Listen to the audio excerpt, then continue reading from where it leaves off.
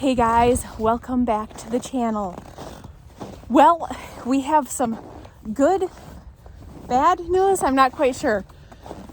We survived the worst of the storm that they said it would be. Actually, I think today is supposed to be the coldest. The high today is supposed to be -1. My car thermometer says 4. So it definitely did not get nearly as cold and as windy, at least here on the farm is what they said. And we barely got any snow even. So these are, when I came down to get the snow off of the roof before the storm hit, these are the tracks that we had. And that's how much snow. So we just had probably an inch or two, not much at all. It is cold out, I'm not gonna lie. And the wind definitely adds to the wind chill, but it's nothing like we were preparing for, and it's nothing like what they said we would get. They were anticipating we would get up to 9 inches of snow, bitter cold, high winds, and right where we're at, we did not see that. Nobody nearby us got that much snow. Some areas got more than others, but I mean, we just got an inch or two probably. So I feel horrible for even saying that, because I know that most of the nation right now is a lot colder, a lot windier. They're dealing with blizzard conditions, but we did not see that here on the farm. My parents did say it was super windy at their house, but we didn't see that at all. But the good news is, even better than that, I will take that, the sun is out, and so it is somewhat warm in here. This feels good. This feels really good. So today is a busy day for me because we got our beef back that we brought to the processor a couple of videos ago, and we decided to take our portion of the hamburger and sell it to our customers because we still have burger left from the last one, and we have another steer that's going to the processor in a week or two. So we decided to sell that to our customers, and it sold out in like 12 to 18 hours. It was crazy. Anyway, so today is pickup and delivery day for that. So it's going to be a little crazy, and so I need to be down here so that when people pull in, I can run their orders out to them and they don't need to get out of the car. I just reset this because I didn't quite believe it, but according to my temperature gauge, it is 29.1 here in the high tunnel. The minimum it got in here was -2.1. So that just goes to show that it did not get as bitter cold as what they said. Now the next few nights it's supposed to get colder every night, but during the day it's supposed to get warmer. And by a week from today, we're supposed to be back up into the 30s again. This is just crazy. If I can get some of that snow off, it'll let more sunlight in.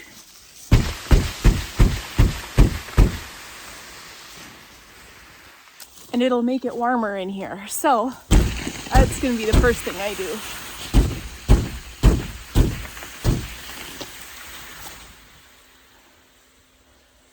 Normally I have a big cardboard tube that I use right there.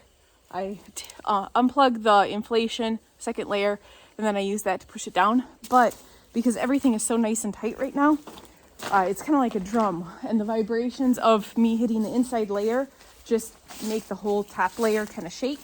And so it's working out well right now doing this.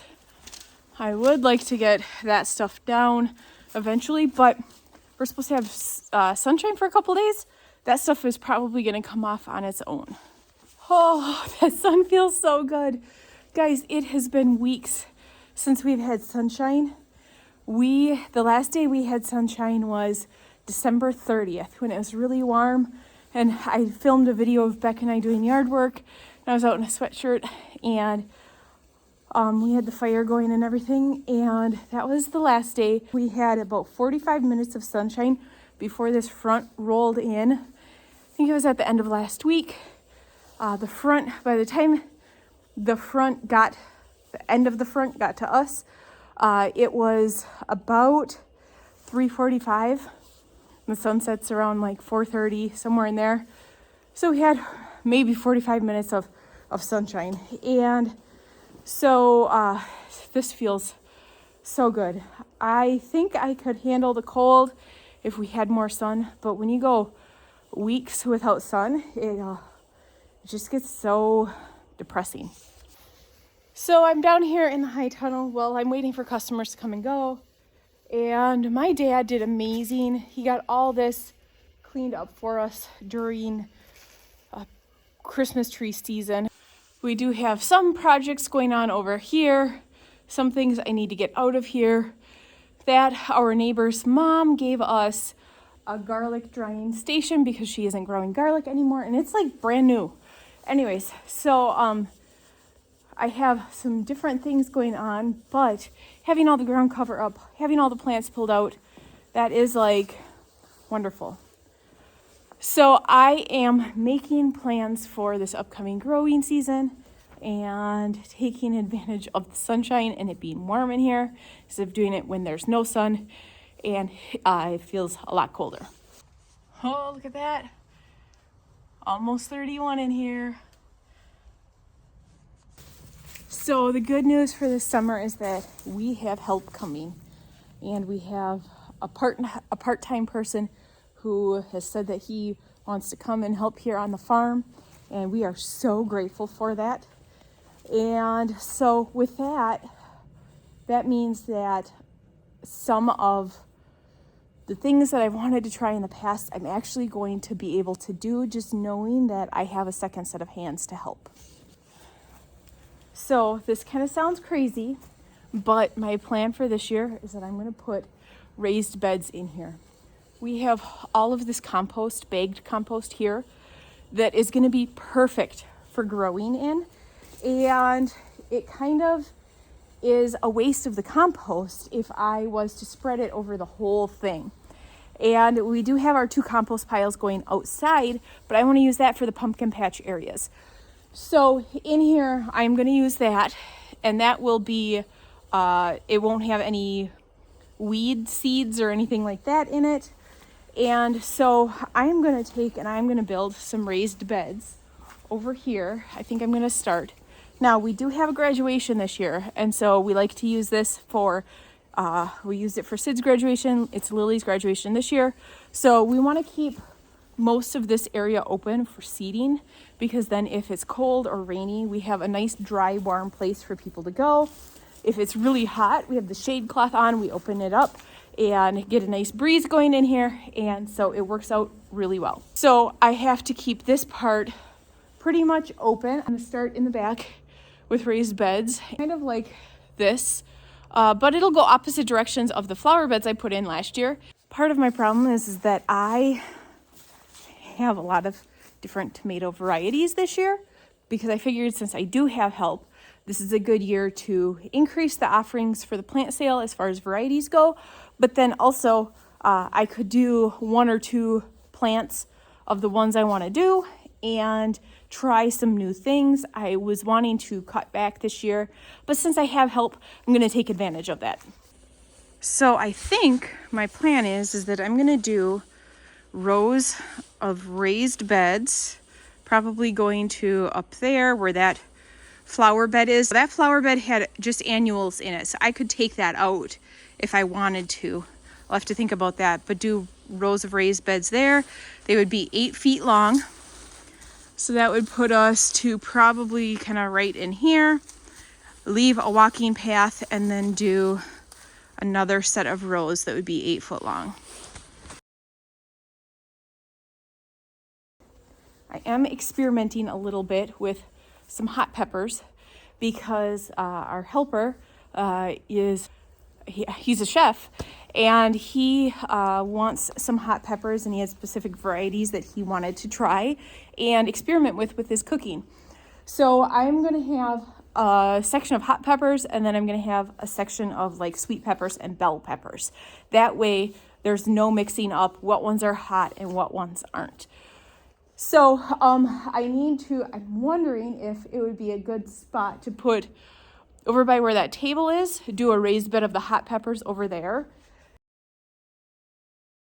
and then do our sweet and bell peppers. They'll take up more space because we'll grow more of those. and we'll put those like over here. One thing I need to remember that's going to go in early is my peas, my sweet peas. So in a couple of years ago, we had them go all the way along this back wall. There was like a walking path between the wall and the peas. And I really liked that. And it would allow us to, if I did that, go almost the whole way, or as far as I want to, where the tomato beds would stop with peas, and I'd be able to get those planted before her graduation as well. Those actually can get planted early to mid-March. The only problem with that is that we don't have water down here, so once they germinate, it's hard to keep them watered. So I need to figure out a solution for that, so then that way we don't lose a whole bunch like we did last year. So as of right now, that's all I have kind of planned out for here in the high tunnel. I just wanted to see with my own eyes what I was thinking of. And so mapping it out and getting it all laid out and visualizing it all, I think is going to work really well. One thing I do want to remember for when I am doing all this is each one of these are 5 foot long. So that's 5 foot from the end, 10 foot, 15 foot, 20 foot. And so 5, 10, 15, 20. So where that pea trellis is, that's right there. That's going to be taken down, obviously. But that's 20 foot in from the end. And so then the next one would be obviously 25 foot. So, and this is 65 foot long. So if we used that for the early spring planting and we kept this open, that would leave about 40 foot by, this is 35 foot wide. If we took off 5 feet for those peas, so it'd be 40 by 30 in the area that we would have seating for Lily's party. So I think that that would be okay.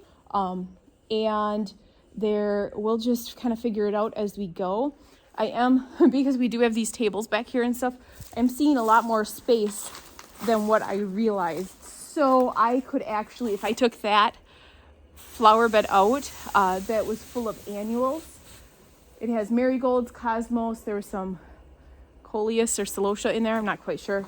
I just kind of put all my extra annuals in there.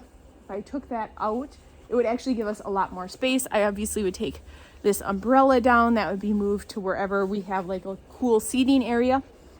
You can see in the winter how much shade having something like that really gives off. Obviously there's snow up there too, but there is sunlight coming in. So I think that if we took advantage of this area for the early spring planting, used that area for her graduation party, then that would give us a good head start, because I have found that I can plant here in the high tunnel in early May with tomatoes, and they thrive and they do well. And before we go, let's look at these flowers, because I'm just itching to get my hands in the dirt and grow some stuff. So this is my blackberry plant. It's a thornless blackberry, hardy down to zone 5, and it still has lots of green leaves on it.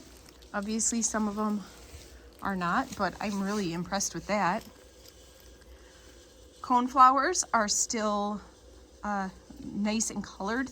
And then look at this yarrow. That's pretty cool. Some petunias are still green. That's crazy. I wonder if this hasn't been watered, and so it's super dry. I wonder how much of this would be green if it was still dry.